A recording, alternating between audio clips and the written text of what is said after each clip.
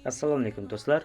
Bugungi ishimiz maxsus buyurtma asosida yig'ilgan sheet bo'lib, unda Prime brendining avtomatlaridan foydalanganmiz. Avtomatlarimiz Denrikedan qilingan maxsus karkasga o'rnatilgan bo'lib, u 70 ga 50 sheetimizga moslangan. Sheetimizning asosiy qismida Glavniy vod avtomatimiz 63 amper va har bir fazaga qo'yilgan kuchlanish relisi, alohida gruppalar, har bir gruppamiz uchun 25 amper uzuv tanlaganmiz. Uzuv avtomatimizdan oldin karotiz zamikani va ortiqcha iste'molchi uchun avtomat. Uzuv avtomatimizdan so'ng esa iste'molchilar uchun kichik amperajdagi C kategoriyali 16 amperli avtomatlarimiz qo'yilgan.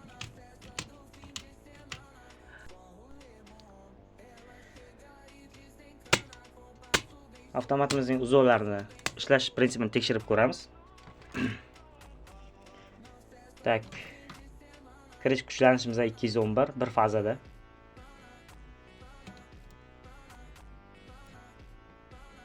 Tak, chiqish klemalarimizda tok bor.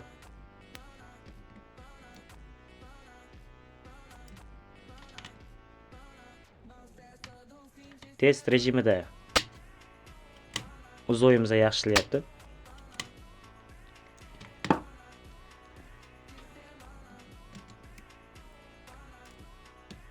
Yigirma 0 bilan berib ko'ramiz.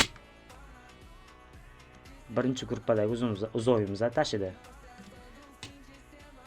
Har bitta gruppaga alohida uzuv va avtomatikalar qo'yilgan. Har bir guruhga alohida klemmalar va uzuvdan chiqqan nulova shinamiz qo'yilgan.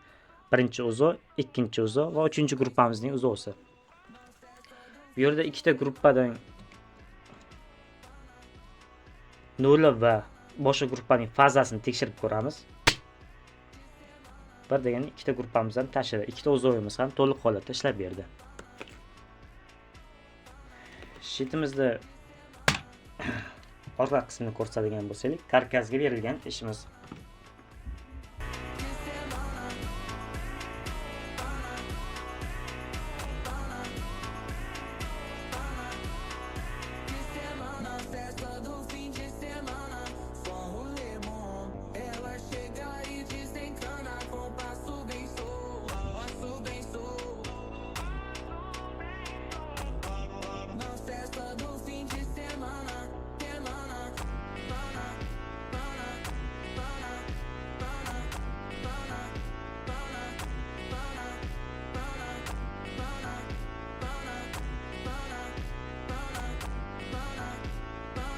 Não cessa do fim de semana.